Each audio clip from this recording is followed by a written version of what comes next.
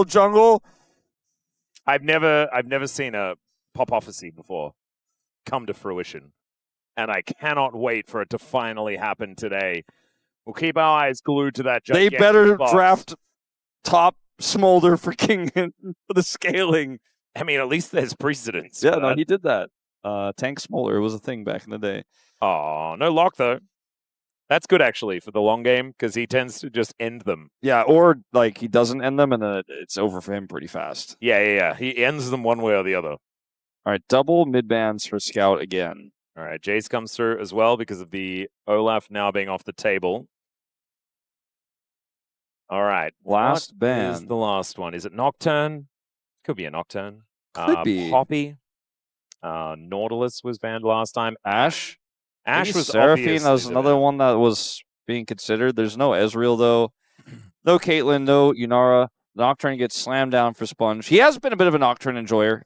He was an early adopter alongside Owner. Oh, it's just Kalista. They ban Ashe for a different reason. All right. So Kalista Renata will just be slammed here. Don't zigs it, Diable. But I don't know what you're going to do. You're going to play Draven Blitzcrank with a Nocturne jungle. I don't... Well, there's no Ezreal. There's no Caitlyn. So it becomes difficult to work out who to play. No Lulu either, so you can't really like Cogmore this or anything like that. There's no Bard. It's not Syndra bottom lane, surely. No. Oh, they might Talia, though. Syndra and the Gnar will come through, though. Okay, well, they have some good soul lane picks they got here. They're still trying to figure out what they're going to play in that bottom lane. I do feel like it's worth banning Lehends' MSI MVP Blitzcrank. That sounds like a good option. Because I don't know what else could potentially counter this. Is VicLa just he's gonna look to struggle in the first few levels, but then try to kill an immobile Syndra repeatedly. He has performed very well on this champion in the past. For Akali is pretty good too, actually, because it's really easy to get the execute and kill someone and then escape with all your mobility. I like it. Yeah, I think this is a good call. So BNK FEARX, what are they going to be banning away? Bottom laners. So likely supports that they need to get rid of. Pike, maybe, but I don't... That one's tough. There's just not a whole lot left in here. Are they going to try to play a Nautilus lane? Yeah, I think you get rid of the Nautilus at least. Rakan, decent one. Rakan can be kind of annoying. If you want to dive the bottom lane repeatedly, probably want to ban Nautilus and or Leona. They can only ban one more of those two. I think Nefiri going to be banned away here. Yeah.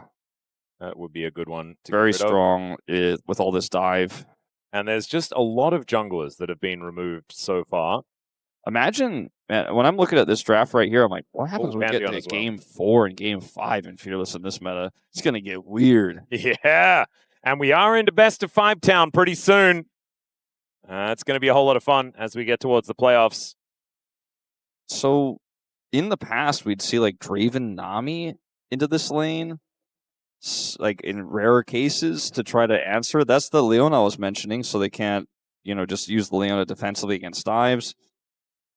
There's maybe a Misfortune lane, Misfortune Rel is going to struggle, but has good stats. I mean, they could still play Talia Shen or something like that. Yeah. I mean, I actually like the Talia as a pick into this because of the martial foes. There's that Nefiri you mentioned. Wukong still available. And might be the best jungler left. There aren't very many of them, as we've now had 4 fearlessly banned and 4 actually banned. Maokai? By 4, I mean 3. Kind of could work here, too. It's not going to be great into the Nocturne, but... I'd really like the Maokai. I think that's a good shout. Kha'Zix! Okay. All right, never mind. This one was considered an anti-Nocturne pick as well. So that's a fun one. Jhin Karma? We're going to start up the Jhin loss streak again. All right, it's Jhin Shen. Or Shin. Shenzhen? It's just Shin. Oh, okay. Sorry, I was just naming cities in China. I thought that was the theme, but I think I got it wrong. Yeah. Where's the Zen coming from? Oh, it's just how they're vibing. They're pretty zen down there. Yeah. I think you have to be when you're facing off against the Kalista Renata. That's Crocodile. I was liking how this draft was looking for BNK, but they've really gone all in on the we win the game immediately or we don't, and we lose the game 100%. But this draft, it's got a really strong mid game. You know, you've got Kalista Renata, you've got the CC set up with the Renekton. The Akali is going to burst anybody down who gets pretty low, gets power from bailout. I mean, even Kha'Zix, pretty good with bailout. But Nocturne and RedForce have a side lane win con with the Nocturne and the Gnar. They have a really strong early laning phase with the Syndra. Bottom lane, let's not talk about bottom lane. You know, I'm happy with that. I don't want to talk about it. I don't want to talk about Jhin, Shen. Shen Zen. Shen Jhin is Zen in the Jhin lane. It's just Shen, dude. It's just under your knee. That bit of leg under your knee. Yeah. That's what it is. That's the lane. I kind of feel like Renata is a Shin guard. Oh, I like that. But actually, Shin guards are designed to protect your Shen. In this case, she might be hurting the Shen. Oh, true. But can protect you from the Shin? Yeah. Maybe a Shin guard is actually all about protecting everything around the Shin from the Shin. It kind of works out that way, because if everyone's wearing Shin guards in a game of football, you're not slamming your Shins together, you're slamming the plastic together, which is better for everybody. So they're also protecting the other Shins. You're saving your Shin from the Shin of the other person. Yeah. Now the word Shin has lost all meaning. It is time to get onto the rift for game number 3.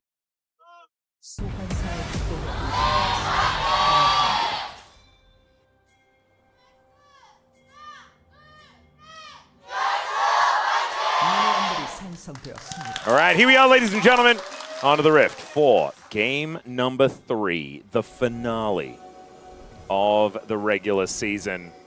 And already we have Scout parked in this bottom lane, and they will just push this Kalista Renata out of lane. I'm trying to find who played Kha'Zix. Was it? It must have been Kanavi, right? Had to be. Kanavi did play it this year. Yeah, so it was him, because 100% win rate. I think it's just 1-0. Okay, VicLa. VicLa is in a bit of trouble. He is going to teleport, and no one even noticed. Bye! All right, well, VicLa is safe. That was a good teleport. It's the closest to the fountain he could have gotten. There you go. But the problem is he doesn't have teleport now to get back to lane, and Scout's killing the minions. He is. So this level advantage should be quite good. It's not a good matchup in the early levels for the Akali. It's not a good matchup when the Akali has to teleport level 1. There's a flash in from Lehends. He is going to heal, as it didn't necessarily work out all that well. To be fair, Shen is one of Lehends' favorites. They call him Leshens oftentimes.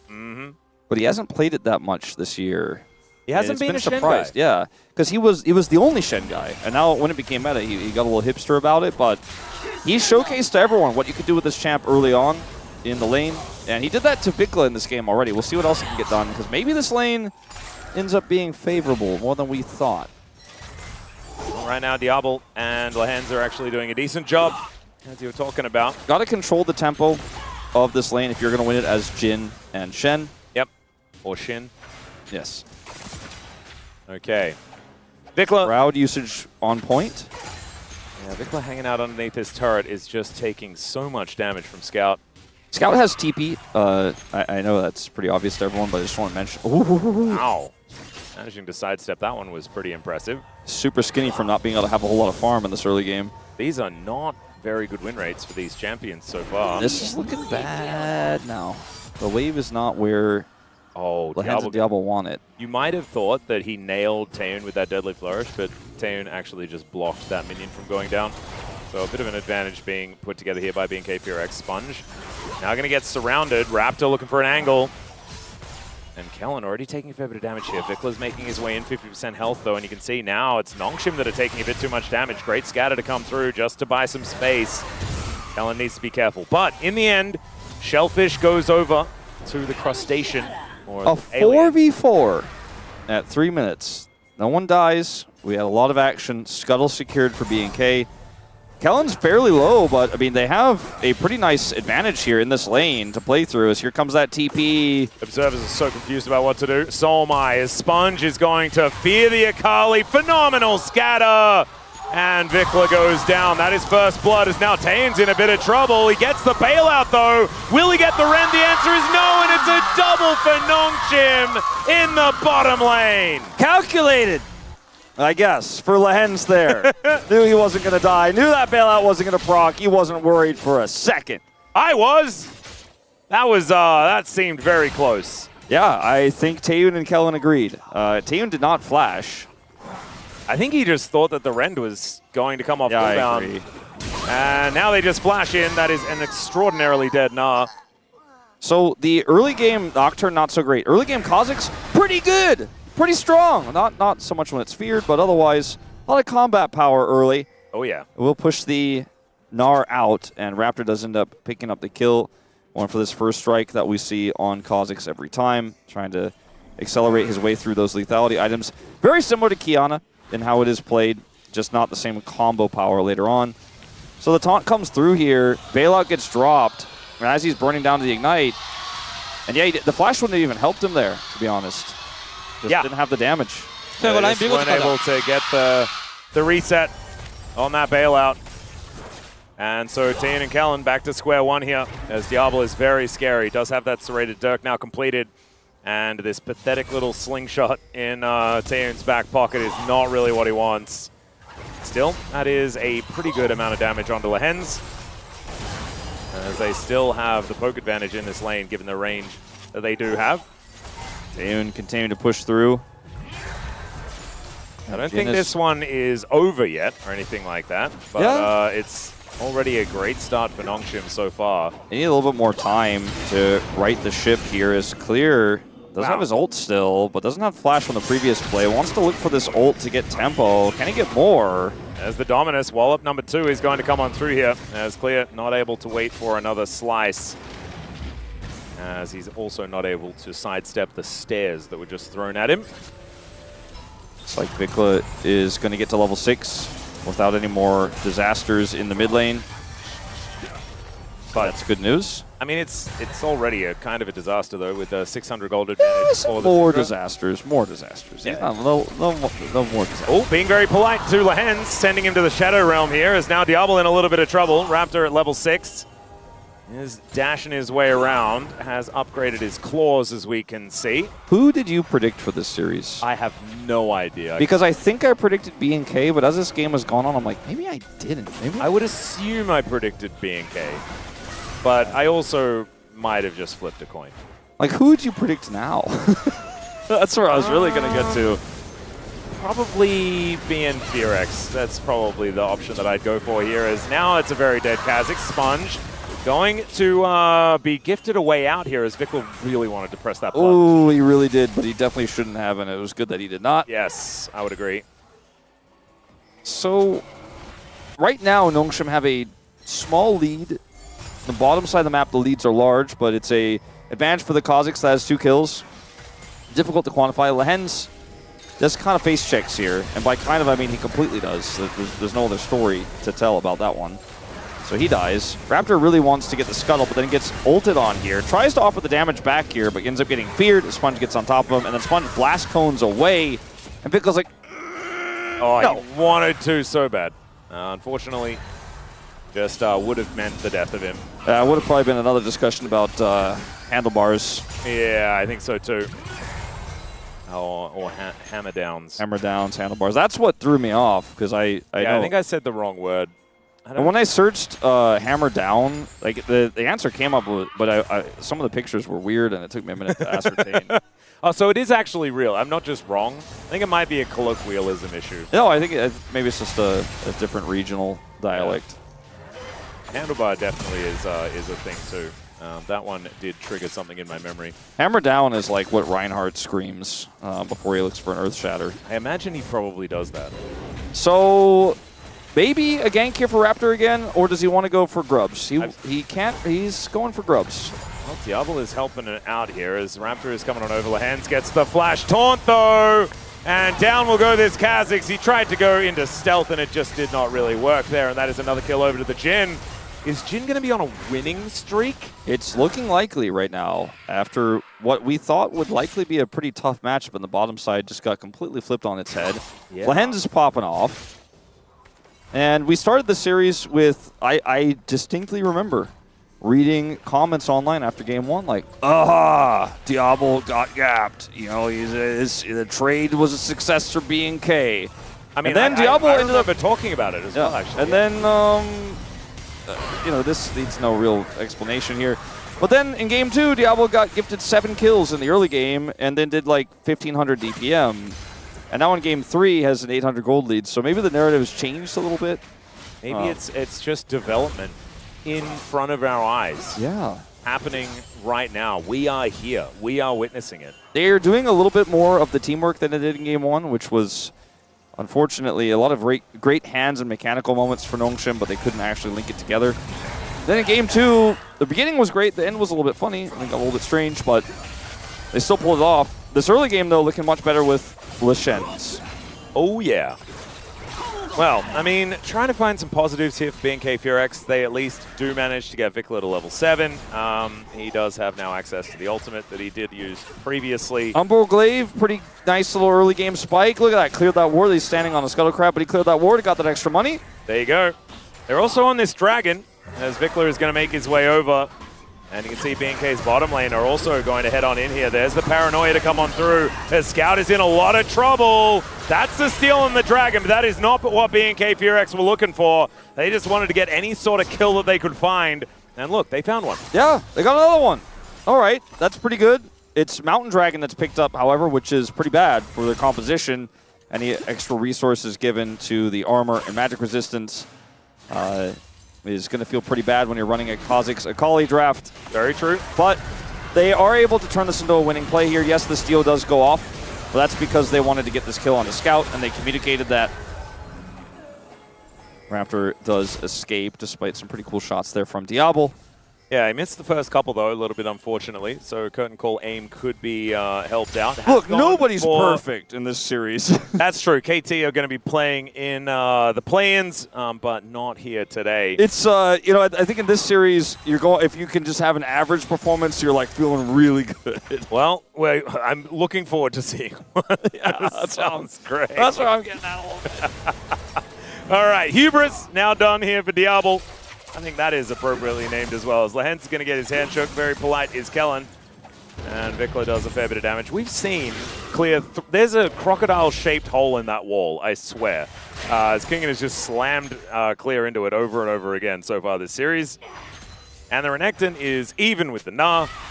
And you're always feeling a bit weird about that whole situation because a Renekton doesn't necessarily age all that well. No. And the call is going to complete in 26 minions here for Kingen, so this gold lead is going to disappear. And it won't really be a magic trick or confusing, it's just simple math. Yep. I am kind of wondering if BNK are going to be able to get it together here on one of these upcoming Dragon fights or Herald, both in about 3 minutes' time, to win a team fight to get their comp that needs to be extremely ahead to at least an even game state. Because if they don't, I believe we're going to watch another game of our 3-game series where all 3 games have been very one-sided, which is one-sided, and not a whole lot of gameplay happening, which is very sad, especially because it's the last regular season game for both of these teams.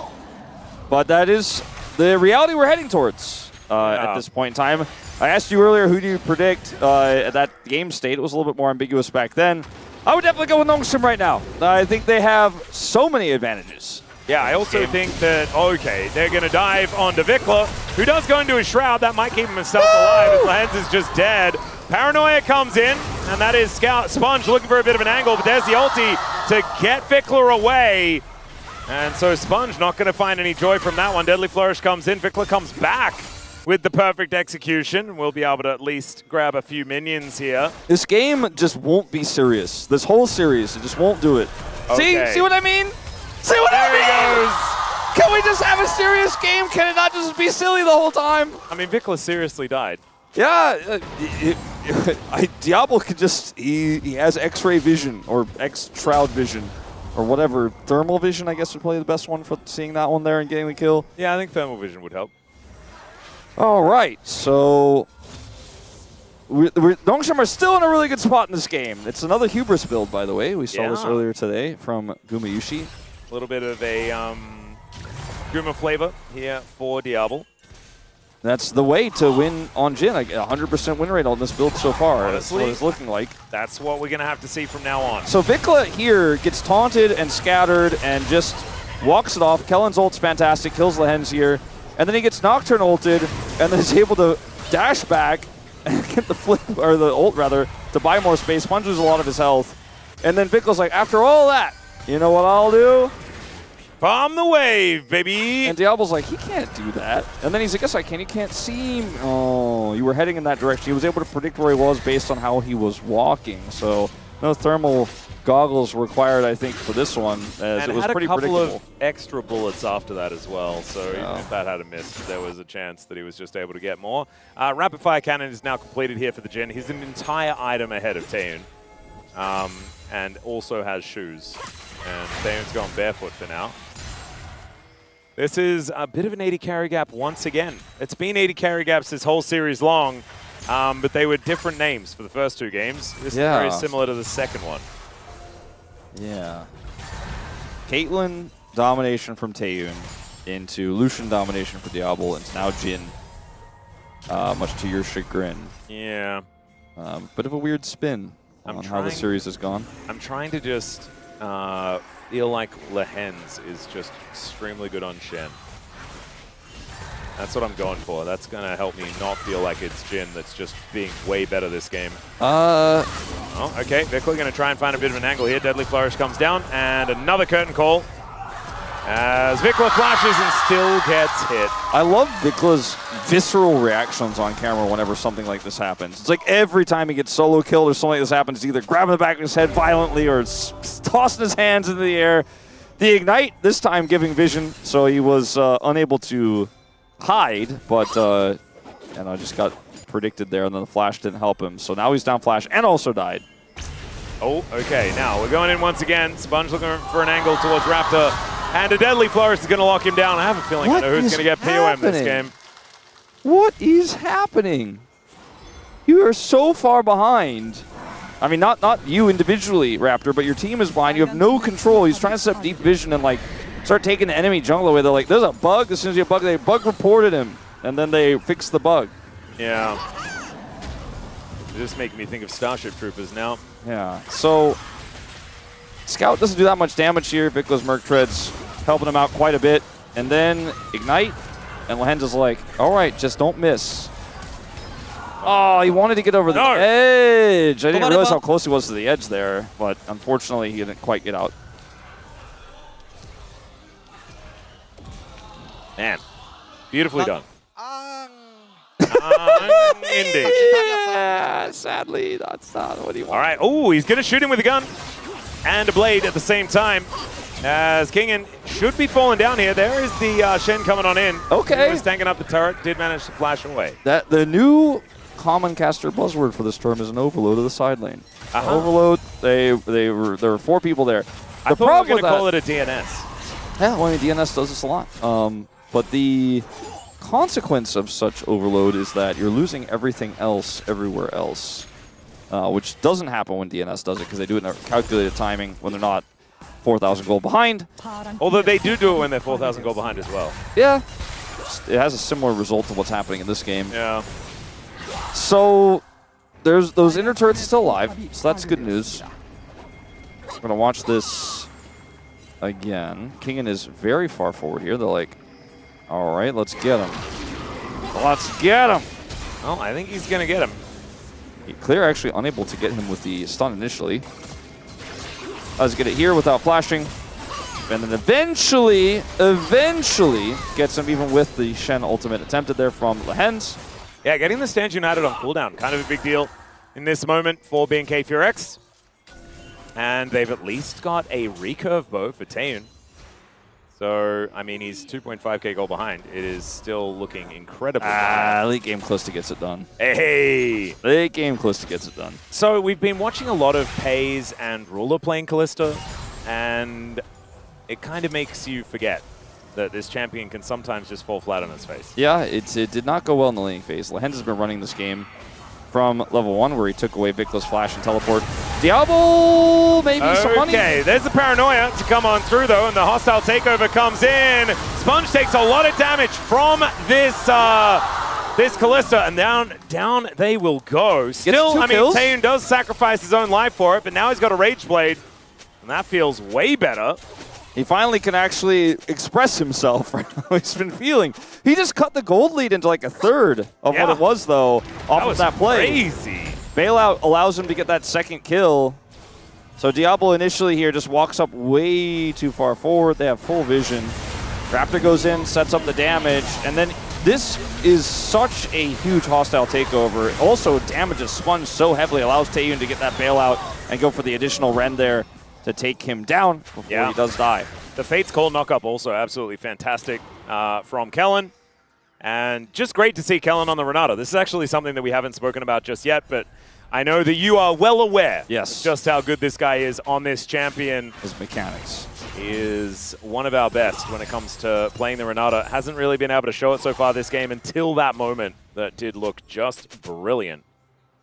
All right, BNK FEARX cut that gold lead in half, like you were talking about. Not just Taeyoon cutting down his individual gold lead to a third. Just the overall gold lead has now really taken a dive. Okay, gotta stay away from Scout. He's very scary. Luden's Shadow Flame. VicLa. Oh dear.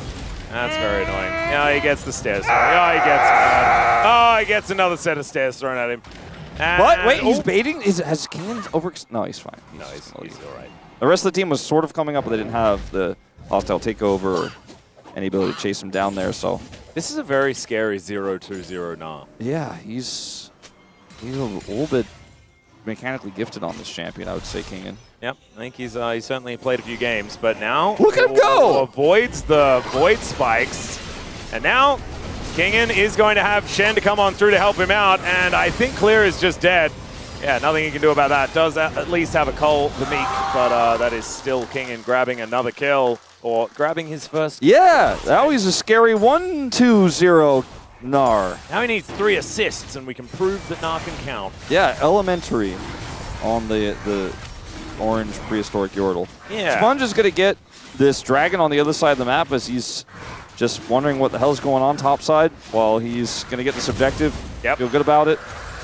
Success. Going for a second Drake here, not Infernal Soul Point just yet, but still a significant one to pick up.